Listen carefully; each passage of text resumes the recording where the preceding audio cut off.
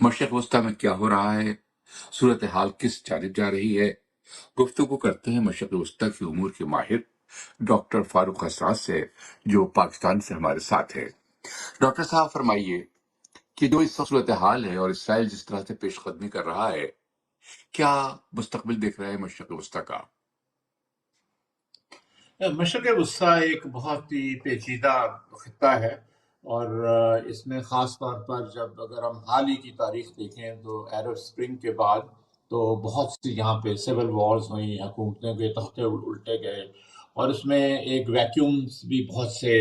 आए। और जैसे आपने जिक्र किया, इसी वैक्यूम से फ़ायदा उठाकर इसराइल ने पेशकदमी की। गोलान हाइट्स जो हैं उनका बफर जोन पे भी उन्होंने कब्जा कर लिया। लेकिन ये ज़्यादा देर तक चीज़ नहीं चलेगी, इसलिए कि पहले अगर हम सिर्फ इजरायली पोजीशन को लें, चूँकि वो हाल ही में ये वाक़या हुआ है, और उसके बाद फिर हम देखते हैं कि शाम की सिचुएशन में वो कैसे एडजस्ट होता है। ये हमें बारहा तारीख ने बताया है कि जब कौमें एक्सपैंड करती हैं, यानी अपने आप को वुसअत देती हैं और दूसरे इलाकों पे कब्जा करती हैं,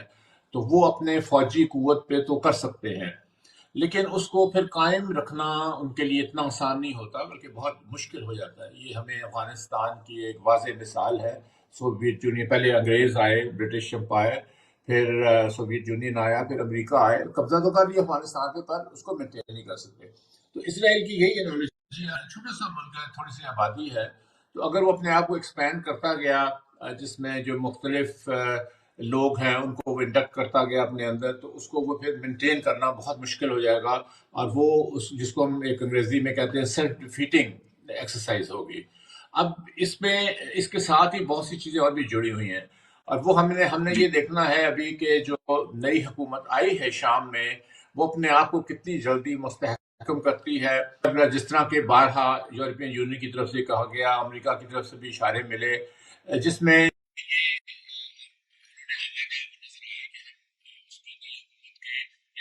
मदद करने को तैयार है, लेकिन ऐसी कुछ शराइत है। एक तो इंक्लूसिव का वो लफ्ज़ इस्तेमाल करते हैं बार बार, यानी आप जो दूसरे ग्रोह हैं उनको भी हुकूमत साजी में आप शामिल करें। और फिर वो ये भी देख रहे हैं कि इनकी जो आइडियोलॉजी है, चूंकि बहरहाल ये दाइश से निकले हैं, तो अब क्या इनकी आइडियोलॉजी वहाँ से मुख्तलिफ है या नहीं है। इन्होंने टाइए और सूट तो पहन लिए हैं, लेकिन अमली तौर पर अगर हम देखें तो जो अभी कल ही सऊदी अरेबिया के साथ इनके जो राब्ते कायम हुए, और उसमें जो वजीर खारजा है शाम के नए, उन्होंने बातचीत की, और फिर उन्होंने तुर्की को और दूसरे जो इलाकाई ममालिक हैं उनकी तरफ भी एक अपना हाथ बढ़ाया सुलह का। लेकिन अभी आगे चल के ये देखना है कि ये हुकूमत क्या इसकी पॉलिसीज होती हैं, क्या इसकी आइडियोलॉजी है, इसमें बहुत से क्वेश्चन मार्क्स हैं। लेकिन ये लग रहा है कि अगर जिस तरह वो इंक्लूसिव हुकूमत अगर वो बनाते हैं, तो उसमें फिर जो वेस्ट है और अमेरिका है उसका, और जो यूनाइटेड नेशंस हैं, वो किस तरह रिकंस्ट्रक्शन में मदद करते हैं, क्योंकि इनका सबसे बड़ा मसला है यहाँ पर मेरा इसी हवाले से जो मेरा अगला सवाल है डॉक्टर साहब, वो यही है कि अब बहुत थोड़ा वक्त रह गया है कि अमेरिका में जो नए मुंतखब सदर है वो हलफ उठा लेंगे। तो क्या आप ये देखते हैं कि उनके सदर बनने के बाद मशरक़ वस्ती के हवाले से अमेरिका की पॉलिसियों में कोई तब्दीली आएगी? जी, देखिए, पहले अगर हम उनके बयानात पे जाएं सदर ट्रंप के, जब पहले भी हुकूमत थी तो पहली हुकूमत में तो बहुत हॉस्टाइल थे वो मुसलमानों के लिए, लेकिन अब लगता है कि वो बात नहीं है। लेकिन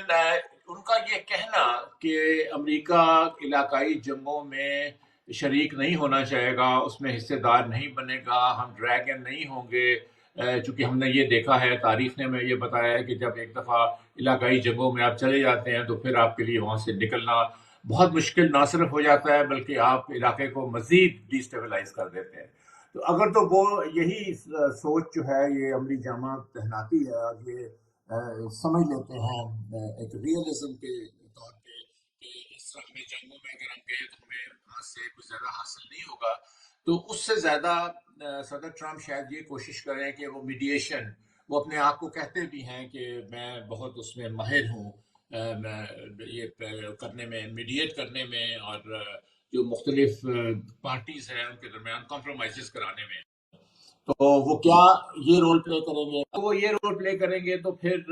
खित्ते में कम होगी, اور اگر ہم صرف شام کی بات کریں اور دوسرے علاقوں کی تو وہاں پہ اگر ایران کے ساتھ بھی انہوں نے جوہری معاہدہ پھر سے شروع کیا، یہ بھی ہمیں انڈیا مل رہا ہے، اشارے مل رہے ہیں کہ ایران تو تیار ہے۔ ایران کے جواد ظریف جو ان کے وزیر خارجہ ہوتے تھے، انہوں نے حال ہی میں اکانومسٹ میں ان کا ایک آرٹیکل آیا تھا جس میں انہوں نے ہاتھ بڑھایا تھا صلح کا،